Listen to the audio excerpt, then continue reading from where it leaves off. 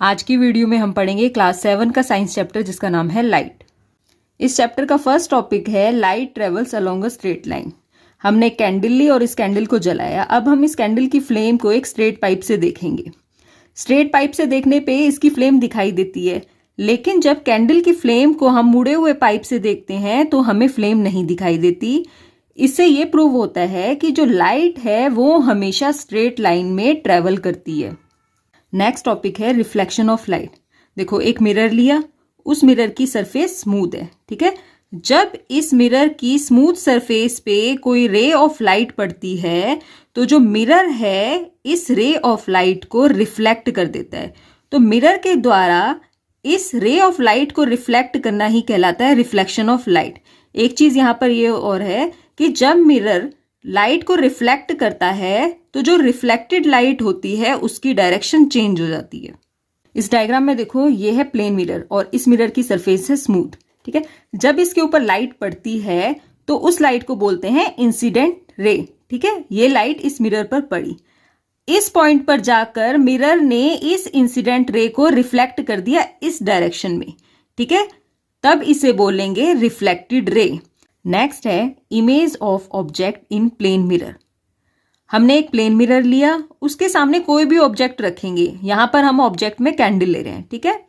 अब हम देखेंगे कि जब प्लेन मिरर के सामने कैंडल को रखा गया तो कैंडल की सेम इमेज प्लेन मिरर के अंदर भी दिखाई दे रही है। तो प्लेन मिरर जो इमेज बनाता है वो हमेशा इरेक्ट होती है और ऑब्जेक्ट के सेम साइज की होती है।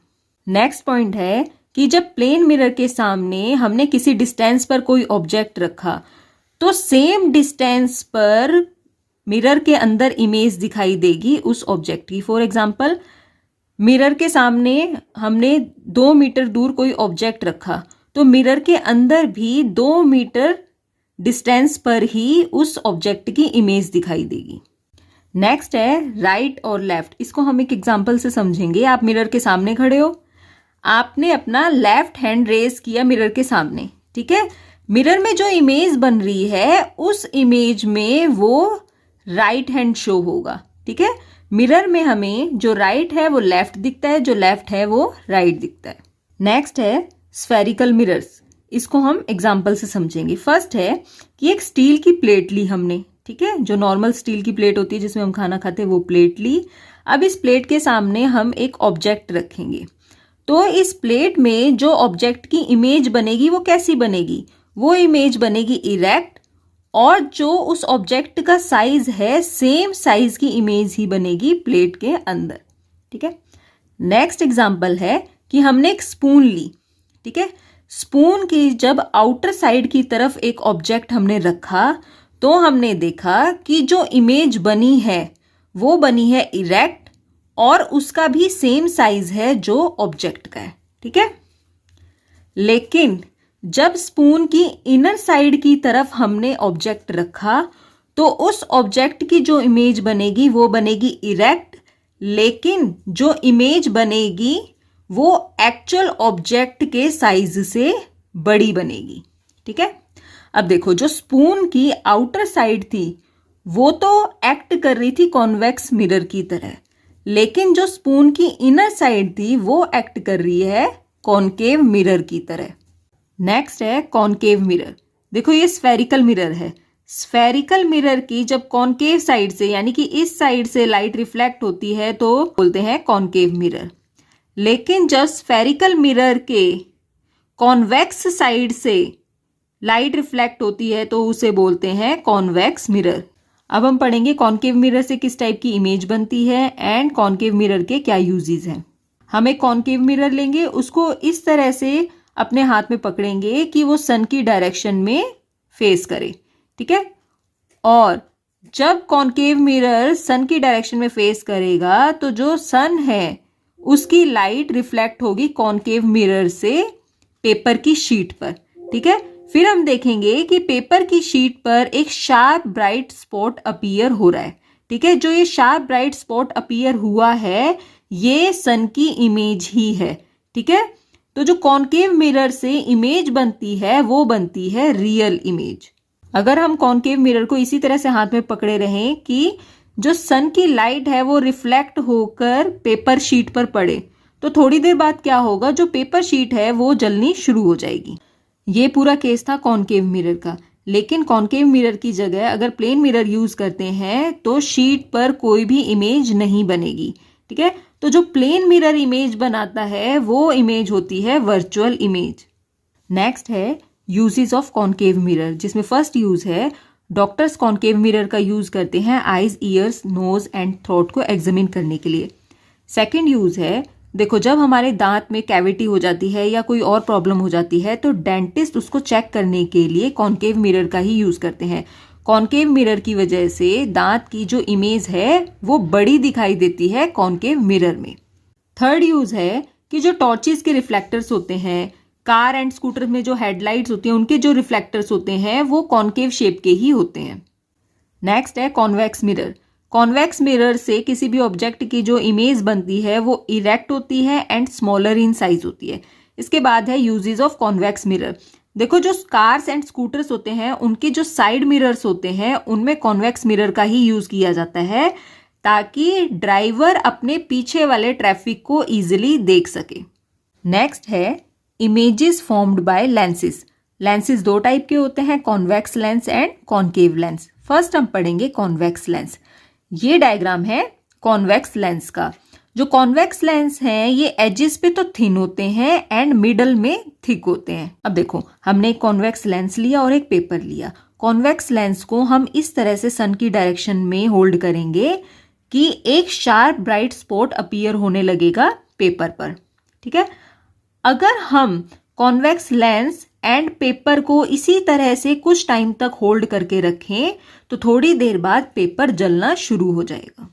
अब देखो जो पेपर है वो जलना शुरू क्यों हो जाता है। इस डायग्राम में देखो ये सनलाइट है और ये कॉन्वेक्स लेंस है। जब सनलाइट इस कॉन्वेक्स लेंस में से पास हुई तो पेपर पर एक ब्राइट स्पॉट अपीयर हो गया। ठीक है, तो कॉन्वेक्स लेंस की वजह से पेपर पर पूरी सनलाइट कन्वर्ज होगी। ठीक है, एक पॉइंट पर कन्वर्ज होगी और कुछ टाइम बाद उसी पॉइंट पर ही जो पेपर है वो जलना शुरू हो जाता है। नेक्स्ट है कॉनकेव लेंस। ये डायग्राम है कॉनकेव लेंस का। जो कॉनकेव लेंस है वो एजेस पे तो थिक होता है, ठीक है, लेकिन मिडल में थिन होता है। अब हमने एक कॉनकेव लेंस लिया और एक पेपर लिया। कॉनकेव लेंस को इस तरह से अपने हाथ में होल्ड करेंगे कि कॉनकेव लेंस सन की डायरेक्शन में फेस करे। ठीक है, मगर इस बार कोई भी शार्प ब्राइट स्पॉट अपीयर नहीं हुआ पेपर पे। अब ऐसा क्यों नहीं हुआ? क्योंकि जो कॉनकेव लेंस है वो लाइट को डाइवर्ज कर देता है। फॉर एग्जाम्पल ये लाइट है, ये कॉनकेव लेंस में से पास हुई। ठीक है, जैसे ये लाइट कॉनकेव लेंस में से पास हुई तो जो लाइट है वो सभी डायरेक्शन में डाइवर्ज होगी। इसी वजह से कॉनकेव लेंस को डाइवर्जिंग लेंस बोलते हैं। लेकिन कॉन्वेक्स लेंस के केस में क्या होता है, जब लाइट कॉन्वेक्स लेंस में से पास हुई तो जो लाइट है वो एक जगह पर जाकर एक स्पॉट पे जाकर कन्वर्ज होगी। ठीक है, इसीलिए कॉन्वेक्स लेंस को कन्वर्जिंग लेंस भी बोलते हैं और इसी वजह से ही एक शार्प ब्राइट स्पॉट अपीयर होता है पेपर पे और इसी वजह से ही जो पेपर है वो थोड़े टाइम बाद जल जाता है। नेक्स्ट हम पढ़ेंगे कि कॉन्वेक्स लेंस से जो इमेज बनती है वो रियल इन्वर्टेड इमेज बनती है। ठीक है, लेकिन अगर ऑब्जेक्ट को कॉन्वेक्स लेंस के बहुत पास रख दिया जाता है तब जो इमेज बनती है कॉन्वेक्स लेंस से ऑब्जेक्ट की वो बनती है वर्चुअल, इरेक्ट एंड मैग्नीफाइड। ठीक है, अब जो कॉन्वेक्स लेंस है उसको मैग्नीफाइंग ग्लास भी बोलते हैं क्योंकि कॉन्वेक्स लेंस का यूज करके हम किसी भी ऑब्जेक्ट को मैग्नीफाई करके देख सकते हैं, मतलब बड़ा करके देख सकते हैं। ठीक है, इसके बाद है कॉनकेव लेंस से जो इमेज बनती है वो बनती है erect, virtual and smaller image than the object. Next हम पढ़ेंगे कि जो सनलाइट है वो व्हाइट होती है या फिर कलर्ड होती है। इसके लिए हमने एक प्रिज्म लिया। प्रिज्म से जब सनलाइट पास हुई तो जो सनलाइट है वो 7 कलर में स्प्लिट हो गई। वो 7 कलर है violet, indigo, blue, green, yellow, orange and red. ठीक है, शॉर्ट फॉर्म में इसे विबग्योर बोलते हैं। अब देखो जो सनलाइट है वो हमें व्हाइट दिखाई देती है लेकिन जब प्रिज्म में से सनलाइट पास हुई तो 7 कलर में स्प्लिट होगी।